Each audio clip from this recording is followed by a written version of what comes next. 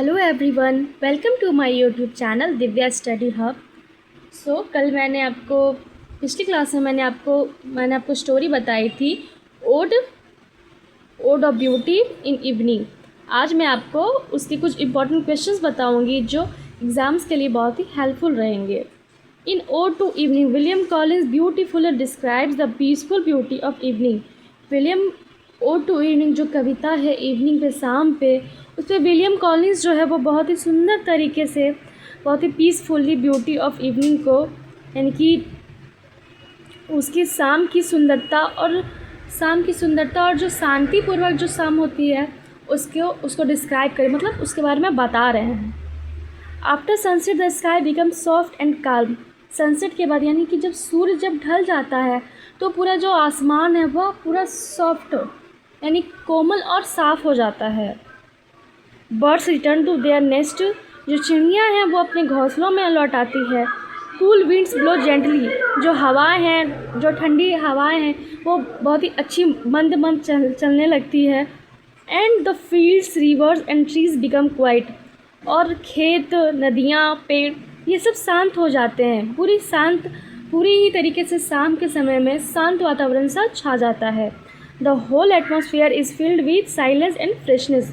जो पूरा वातावरण है, एटमॉस्फेयर है, वो पूरा भर जाता है किससे? साइलेंस यानी शांति से और फ्रेशनेस से, ताजगी से भर जाती है। The poet presents evening as a gentle goddess. Poet जो विलियम कॉलिंस जो हैं वो इवनिंग को प्रेजेंट कर रहे हैं एक कोमल देवी के रूप में। वो प्रस्तुत कर रहे हैं कि शाम जो है एक कोमल देवी है जो कि बहुत ही सॉफ्ट है। Who brings peace and happiness to everyone। जो हमें शांति और खुशियाँ जो हम सभी को शांति और खुशियाँ देती है।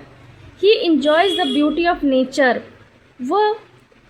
वो शाम से हमें प्रकृति की सुंदरता के बारे में बताते हैं कि हमारी प्रकृति कितनी सुंदर है, वो हमें शाम में पता चलती है और हमें शाम से बहुत ही गहरी इंस्पिरेशन मिलती है। In it, those evening is shown as the most beautiful and peaceful time of the day। जो इवनिंग है, जो शाम है, वो इस कविता में दिखा रहा है कि वो कितना सुंदर और शांतिपूर्वक है। वो पूरे दिन का एक बहुत ही सुंदर सा और शांतिपूर्वक सा वातावरण है और हमें हमेशा शाम को ज़रूर एंजॉय करना चाहिए। So next question is discuss ode to evening as a nature poem. Ode to evening is one of the finest nature poems by William Collins. Ode to evening जो है वो विलियम कॉलिंस की one of the finest, मतलब बहुत ही महत्वपूर्ण कविता है, बहुत ही अच्छी कविता है। The poem celebrates the beauty and peace of the evening. जो पोएम है वो हमें बता रही है beauty of and peace of the, शाम की हमें सुंदरता और शांति के बारे में बता रही है। The poet describe the cool bridge.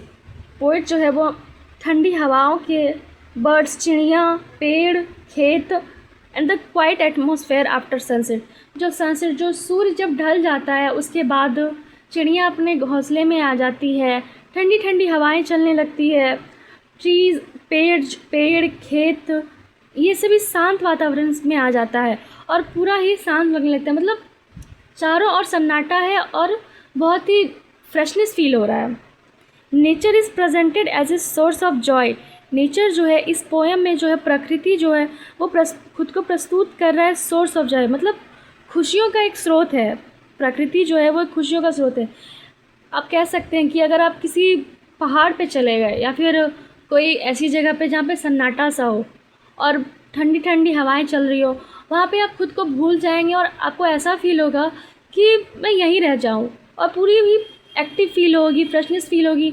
जितनी भी सारी टेंशन रहती है, प्रॉब्लम्स होती है, वो सभी आप वहाँ पे जाके भूल जाओगे और बहुत ही अच्छा फील होगा। पीस एंड इंस्पिरेशन, वहाँ प्रकृति से हमें शांति, इंस्पिरेशन मिलती है। Collins believes that nature refreshness the human mind.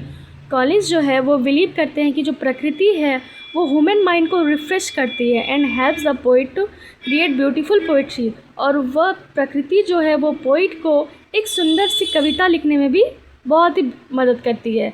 Therefore the poem is an excellent example of nature poetry.